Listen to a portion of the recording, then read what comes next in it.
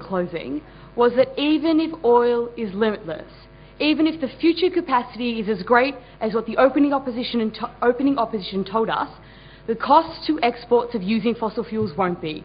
And the changes that we're seeing in the global economy and the transition towards putting a price on carbon means that Malaysia needs to be a global front runner here in order to avoid the kinds of economic problems we could see in the future. That's what we brought to you at closing, and we never heard a substantive response. What I want to do what am I? I'm the government whip. At Government Whip, I want to do three things. The first one is respond to the opposition extension about instability and terror. Secondly, I want to ask, is this a good economic investment for Malaysia? Then finally ask, and deal with the principle that we heard set up by opening, that Malaysia may not necessarily have a role to fight in global warming. This is a secondary concern for this country. So firstly, let's deal with instability and terror. What we heard firstly is there is a risk that this could move discourse towards things like terror threats and undermine the relationship between Malaysia and Singapore. What would say firstly, Mr. Speaker, is that there is very different technology that is needed to produce things like nuclear weapons than there is to produce energy. Those things are very clear. There is a dramatic distinction between the technology, no thank you, required to do those two different things. We think this is seen when the CIA has the capacity to fly over countries like North Korea and Iran, the ones that you're worried about, and be able to understand whether they're using things like light water reactors or enriching uranium. That's a very clear distinction. We think if Singapore is worried about this and there is this tension that you think may occur, they may have the capacity to find this out, perhaps through something like WikiLeaks, no thank you, like you suggested, and have the capacity to find out that these aren't actually weapons, Mr. Speaker. The second thing that we heard is there is currently political instability within Malaysia. No, thank you. And that's the reason why we can't adopt this program. We think that, firstly, that is absolutely untrue, Mr. Speaker. In terms of whether or not there may be political instability within Malaysia, the type of instability that is necessary to pose a significant threat to a country's capacity to actually have nuclear power is vastly different to what you talked about. Because the kinds of instability we need is probably, no, thank you, something a little bit more like a violent coup, Mr. Speaker. I would point to the example of Pakistan, which has seen continued political turmoil, but somehow their uranium and all their nuclear material, no thank you, has always happened to remain in the hands of the government. If Pakistan can do it, I see absolutely no reason why Malaysia can't. Finally, on safety, Amit gave you a comprehensive response to this, and I can't believe it's still being talked about at closing. We think there is a clear incentive for Malaysia to take care of its nuclear material for a vast number of reasons. In terms of things like terrorism, or in terms of the risk of environmental degradation that could occur if there's some kind of spill, Amit pointed you to the types of technology we're seeing being used in Japan, where they have a better ability to actually store this safely from terrorism and safely from environmental degradation. If things like natural disasters are your problem, we think Japan's a pretty good indicator of a country that has significant natural disasters being located on the ring of fire, but can still have the capacity to ensure that isn't a problem. I'll now take opening. Cancun resulted in no agreement. The USA has made it very clear it will not in the medium or long term agree to a global carbon price.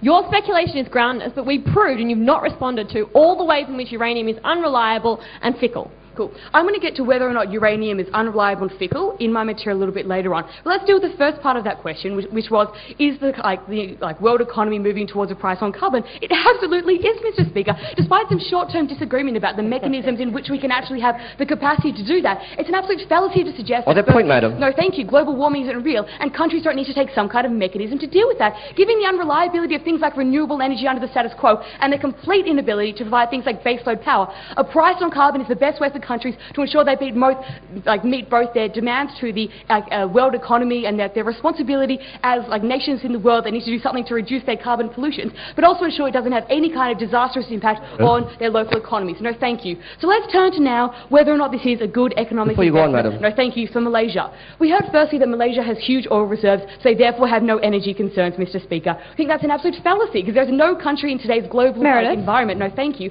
that doesn't have any kind of energy concern.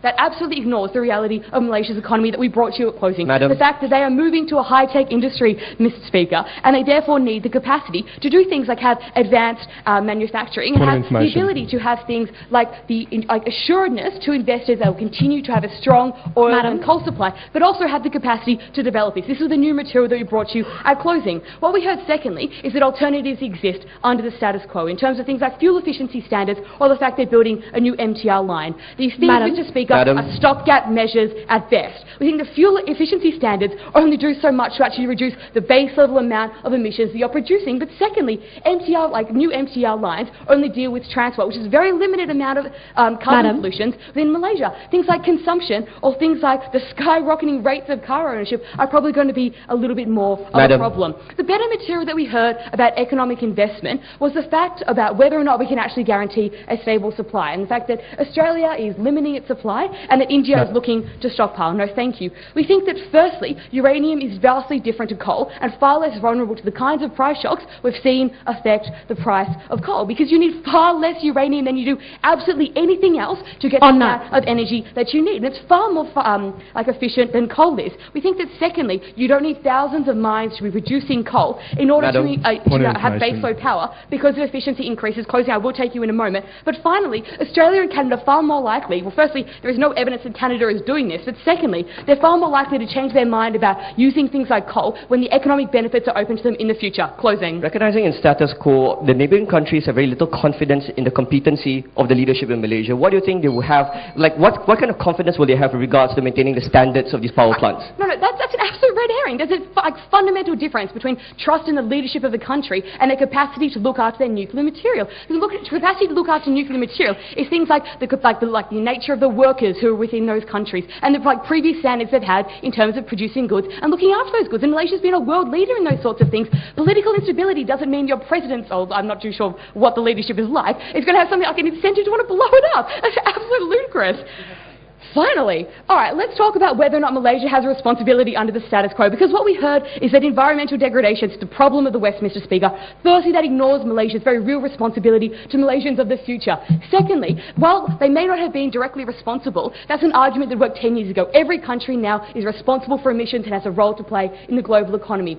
In terms of whether or not nuclear power has no impact, of course it does, because even if it's not in terms of global emissions, it has an impact on Malaysia's air quality or Malaysia's water quality, in terms of things like mining or drilling. But moreover, in terms of whether or not this is too late, what I told you that this works perfectly and coincides with the fact that the prices of oil and the prices of coal are going to be rising in 10 to 15 years.